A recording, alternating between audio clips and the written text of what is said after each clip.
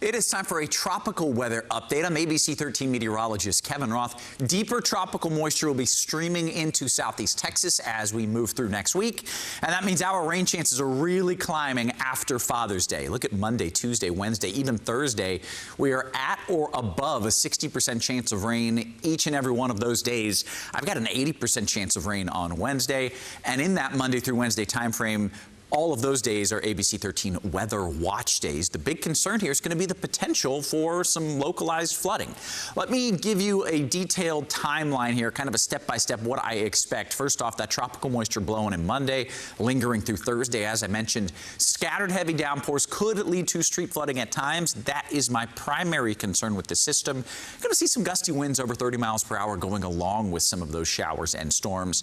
And maybe this goes without saying, but I'm going to say it anyway. The conditions on the water are going to be very poor. You're talking strong rip currents, high seas, some minor coastal flooding is possible as well. It will not be a good time frame to be out on the water, in the water. You just want to stay out of the water completely as you move into next week. This is the area we're monitoring. Still a 50% chance of development over the next 7 days. This is in the southern Gulf in the Bay of Campeche.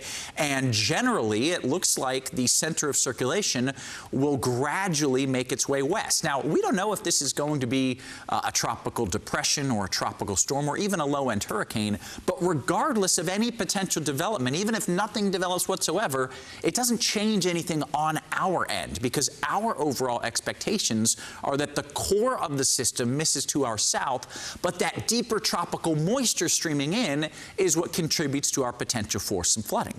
So let's take you into Monday. You can start to see that truly deeper moisture arriving there at that point, and you can still see kind of that center of circulation at that point at the bottom of your screen in the Bay of Campeche, just kind of crossing over the Yucatan Peninsula. So that's where the center of the system is, and as that slides west, likely into Mexico, we still get that surge of really deep tropical moisture into southeast Texas, and that could give us some flooding rains. Again, this is regardless of if this becomes a named system or not. It doesn't really have any impact on what we will see. We've got that area of low wind shear down there in the southern and western Gulf and higher wind shear elsewhere in the Gulf. And just the steering currents in general are likely going to gradually push the system off towards the west and northwest. But we will still see significant rainfall from this event and the potential for flooding rains. 3 to 6+ inches of rain along the coast, 2 to 3 inches in Houston, 1 to 2 farther to the north and west. We talked about that flooding threat on Monday. We are at a 1 out of 4 on the flood scale. On Tuesday, it is a 2 out of 4.